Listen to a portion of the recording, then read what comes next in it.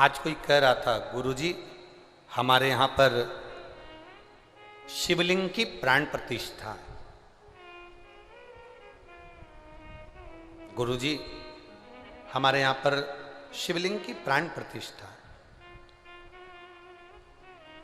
हम उनसे कहना चाहेंगे कि शिवलिंग की प्राण प्रतिष्ठा नहीं, प्रतिष्ठा स्थापना स्थापित होती है। प्राण प्रतिष्ठा की जरूरत मूर्ति को होती है।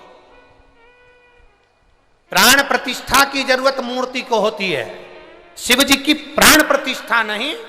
शिव जी को प्राण नहीं दिए जाते, शिव तो खुद दुनिया को प्राण देते हैं। उनकी प्राण प्रतिष्ठा नहीं, प्रतिष्ठा होती। ब्राह्मण आएंगे, यज्ञ करेंगे, पूजन करेंगे, सारे अधिवास करेंगे और उसकी प्रतिष्ठा करेंगे। दूसरी कोई मूर्ति हो, कोई दूसरी मूर्ति हो, उसमें प्राण दिए जाते हैं, उसकी प्राण प्रतिष्ठा होती है।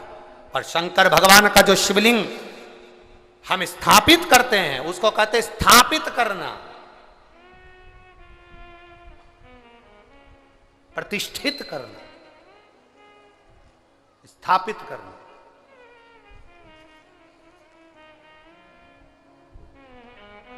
जो दुनिया को प्राण देने वाला हो, जो दुनिया को प्राण प्रदान कर रहा हो, उससे प्राण नहीं दिया जाता, उसकी प्रतिष्ठा होती है। ध्यान दें,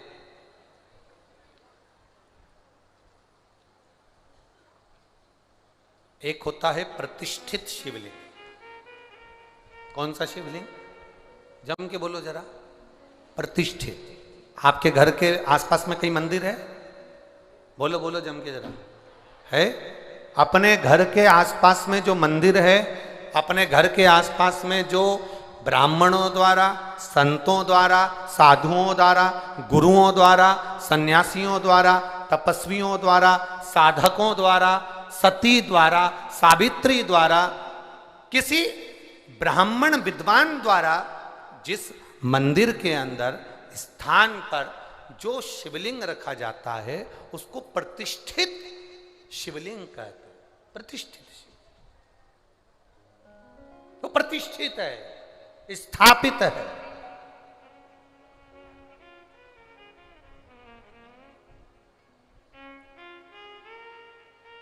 और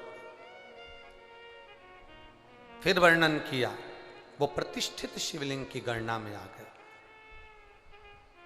दूसरे नंबर पर आता है स्वयंभू शिवलिंग। दूसरे नंबर पर कौन सा है? जम के बोलो जरा सा। स्वयंभू शिवलिंग। स्वयंभू शिवलिंग कैसा होता है? जो स्वयं अपने आप प्रकट हुआ, कोई वृक्ष की तनों में, कोई वन में, कोई स्थान पर, कोई गुफा में, कोई पर्वत पर, कोई नदी के तट पर, कोई स्थान पर प्रतिष्ठित, अर्थात जो अपने आप प्रकट हुआ, वो स्वयंभू शिवलिंग है। तीसरे नंबर पर आता है, तीसरे नंबर पर उपशिवलिंग। उपशिवलिंग से मतलब होता है जैसे 12 ज्योतिर्लिंग होते हैं, ऐसे ज्योतिर्लिंग के स्वरूप में वो स्वयं उसी ज्योतिर्लिंग के नजदीक में विराजमान होता है, उसे उपशिवलिंग कहते हैं। हमारे बीच में संत महाराज पधारे, एक बार जोरदार ताली बजाकर स्वागत कर। उसको उपशिवलिंग कहते हैं। ये तीसरे नंबर का। और चौथे नंबर का शिवलिंग है ज्योतिर्लिंग। तो पहले नंबर का स्थापित शिवलिंग, दूसरे नंबर का बोलते जाओ जम के स्वयं, तीसरे नंबर का उपशिवलिंग और चौथे नंबर का ज्योतिर्लिंग। अब समझिएगा, 1000 बार जल चढ़ाए अपने स्वयं के जो स्थापित शिवलिंग है उस पर जल चढ़ाएंगे तो 1000 बार जल चढ़ाने से जो फल मिलता है वो एक बार स्वयंभू शिवलिंग पर जल चढ़ाने से प्राप्त हो जाता है। जो स्वयंभू शिवलिंग पर 1000 बार जल चढ़ाने से फल मिलता है, वो उप शिवलिंग पर 1 बार जल चढ़ाने से प्राप्त हो जाता है। जो उप शिवलिंग पर 1000 बार जल चढ़ाने से फल मिलता है, वो 12 ज्योतिर्लिंग में से 1 ज्योतिर्लिंग पर जल चढ़ाने से प्राप्त हो जाता है। ये शिवलिंग की है, ये शिवलिंग का।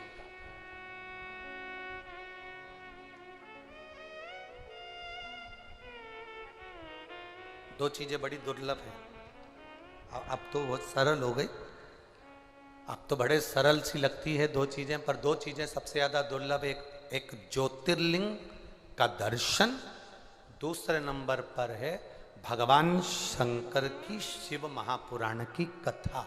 ये बड़ी दुर्लभ है, बड़ी कठिन से मिलती है।